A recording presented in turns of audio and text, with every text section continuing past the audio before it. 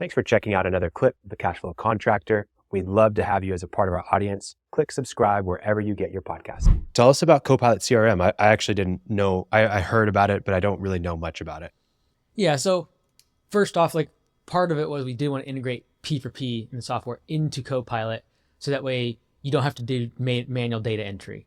Instead, employees can actually see when they first show up at work, like how much revenue they're projected to make for the day. And then as they complete jobs in Copilot, they actually see like on a thermometer how much money they're making. And it kind of is a speedometer in terms of like how much you're making per hour. So it actually is a little bit more gamified now because we have that integration between Copilot and P4P.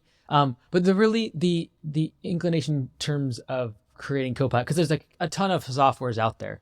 But I really believe that software will be the unlock for the next 10 to 15 years before robotics starts to really impact our industry. And so I wanted to make sure that we have full control of that. And we can vertically integrate it with the web design stuff that we do, with P4P, the software, with Command Center, and a lot of the other stuff that I want to do for the industry. So it was just kind of a key part. I think it's kind of like building the highway. If you look at a map of the United States, you have railroads, you have waterways, you have highways. And those are the things that kind of like interlock and connect all the different cities. And so whether it be robotics down the road, whether it be things that I'm passionate about in terms of lead creation for owners, all of that comes back to, I think, software. And it'll be kind of like that major highway that connects a lot of the things that we're trying to do. And so, it's been a crazy ride. And like I learned that it is very different to the world of software, and it's not easy. Everyone's like, oh, you just, throw some stuff up. It's not that way if you're going to do it right. Yeah, make it. Yeah, no, it's horrible. So I learned the hard way. We scaled up massively a year ago. December, January, February, we tripled members every month, and we crashed everything. Like it was horrible. Like I came in very, very clearly that I did not have the skill set required to run a software company. And so that's been a learning curve this past year, restructuring, rebuilding, recoding, hiring new engineers, etc. And so we're getting it back on track, and looking forward to the future though. Very cool. I want to understand it a little bit more. So let's focus on the CRM aspect.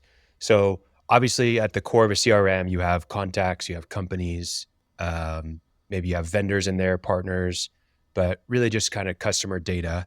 And then you use that to then do other things with the data. So what are some of the other aspects of the CRM and Copilot that you're doing in addition to that P4P side that you mentioned?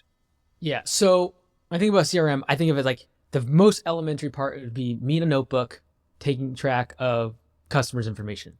Step up from that is probably like an Excel spreadsheet, again, keeping track of customers' information. A step up from that, kind of more in the CRM world, customer relationship management, is communicating with the customer through a tool. I think most softwares can get there. And I think that everyone should upgrade to any software outside of, get above the spreadsheet, get above, paper and pen, get into CRM. I think the part that's going to happen over the next 5 to 10 years that is important is how do we take the relationship with the customer, the communication with the customer, and actually drive business results? And so whether that be upselling customers and having a strategy around that, whether it be garnering more reviews, whether it be garnering referrals, whether that be not just knowing the metrics of the business, but actually being predictive in terms of what the business owner should be doing based upon the numbers, is something that I'm super passionate about. And so we started Copilot literally a month before ChatGPT came out. And so our original notion of like Copilot was like actually the Copilot in your business, not like this whole like AI thing. So we might have to actually rebrand, because there's now everyone has their Copilot, and it's annoying as all get out. And everyone thinks we're an AI company. It's like, no, we literally do the worst, like the opposite of AI, which is like fix things.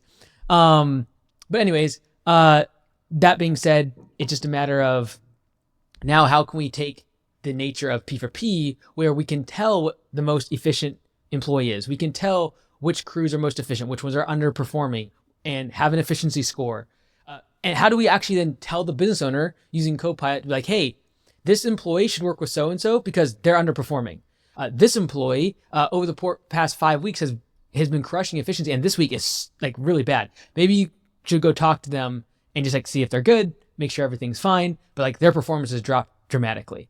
So how do we use software to actually make changes in the business, whether it be on HR perspective, Mm-hmm. from a pricing perspective, et cetera, is really where I think the future is. Mm. Can you jump back a little bit, because a lot of people might not have heard the first? P4P is transformational. Would you define it a little bit more in depth what it is? Yeah, so it's pay for performance. And so we short form it as just P4P. And ultimately, in a nutshell, it's the harder you work, the more money you make. And if you're like, well, that's cool, but like, give me more. Okay, well, it's a percentage. You make a percentage of the labor revenue that you earn for the business. It's essentially a commission job. And so the pushback then is, well, if you do that, they're going to work so fast and they're going to do a bad quality job. And so there's all these little things that if you took business owners and put them in a room and said, okay, we're going to pay commission instead of hourly, they'd come up with 10 different reasons why that's not going to be a good thing. And so what we had to do with P4P is like, how do we address each of those problems? So for example, the quality metric. Okay, well, anything above base pay is going to be considered performance dollars or a bonus on your paycheck.